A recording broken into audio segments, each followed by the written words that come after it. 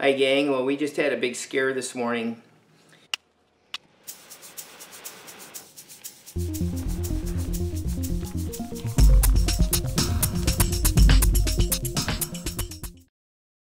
I can barely walk because of my foot, as most of you know, because I had foot surgery. And Kathy, my wife, had just gone to take the dogs for a walk, and she walked them through the woods. She took them up for a walk in the woods.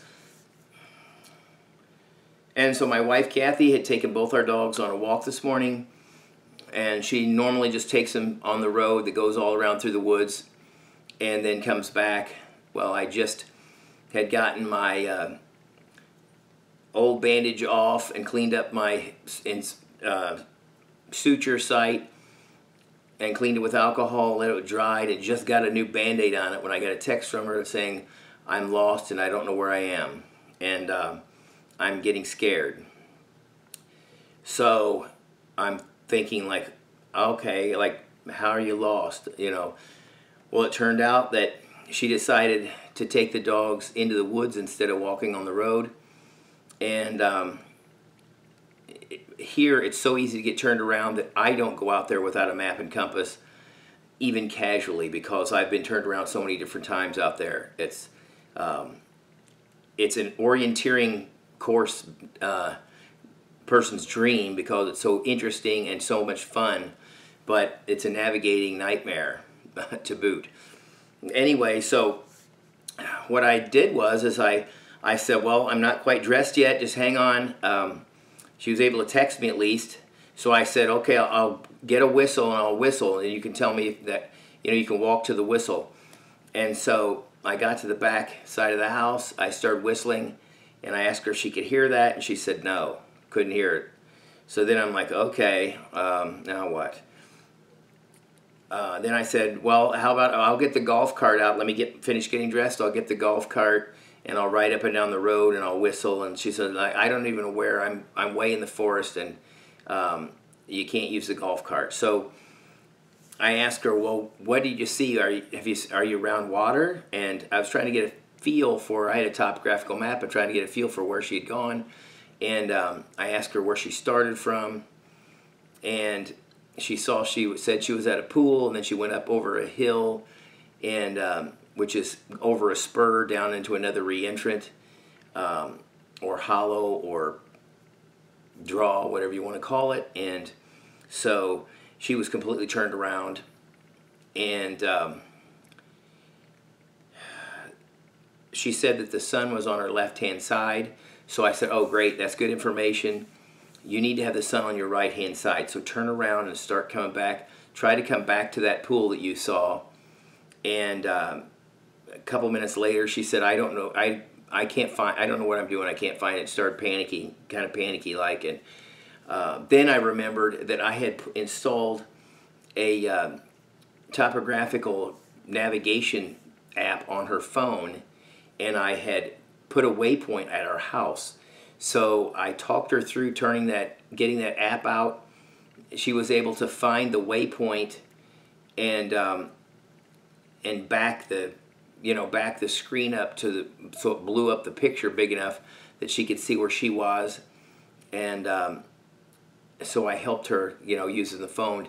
She ended up navigating her way back, and luckily the dog stayed with her for most of the way. And then I get another text saying like the dogs are gone, and she was focusing so much on the phone that she kind of lost track of them, and they took off.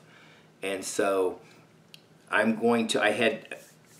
had a complete this morning. I got a complete interview from her because she said she wanted to tell about her experience so that I could put it on my YouTube channel to just let people know how important it is to learn how to use a map and compass, because I'd been hounding her for like years to let me teach her how to do that, and she's been kind of resistant until now.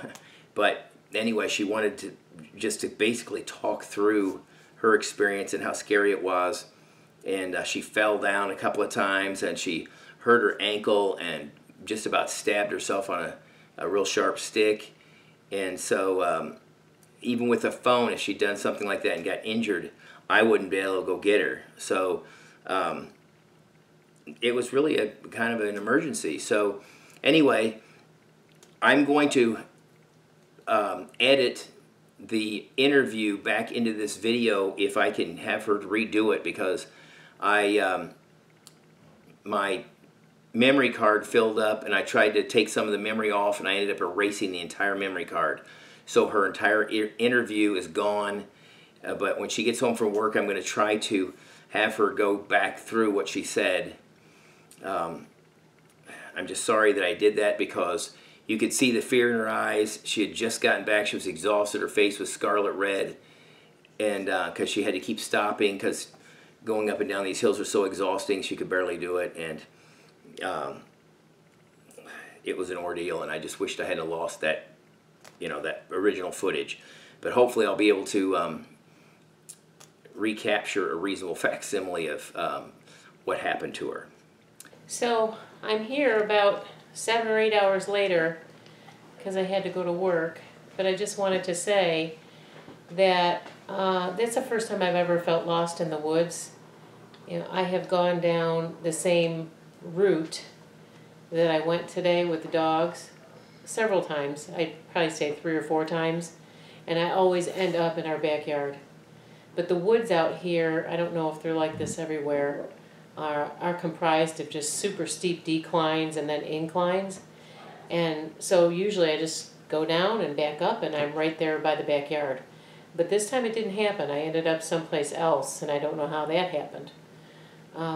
As soon as I was lost, I at least stopped and I didn't keep wandering around. But I immediately started getting really worried, because I knew, I looked around me and everything looked exactly the same. And I had no idea where I was going. I started to feel a little panicky, so I texted John. I said, I think I'm in trouble. But I just started thinking about the fact that I had no skills. I had no security out there. There was no way that I could guarantee that I was going to be able to get out of there alive. And I know that sounds a little overreactive when I was probably, I don't know, maybe a mile and a half from home. But that's how scared I was. And I started picking up rocks and making X's on trees to try to mark my trail, because I started to just explore a little bit around.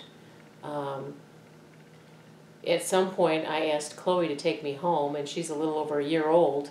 And she started to go in a certain direction, but it was the opposite direction of where I thought I was supposed to go. So I didn't necessarily want to trust it, because I thought I'd end up further in the woods. So John was trying to help me using terms that I didn't understand, because, like he said, I've been resistant to learning navigation. I'm no longer resistant, but this is how I fly. I have to be motivated, and this certainly motivated me. So anyway, I did make it home.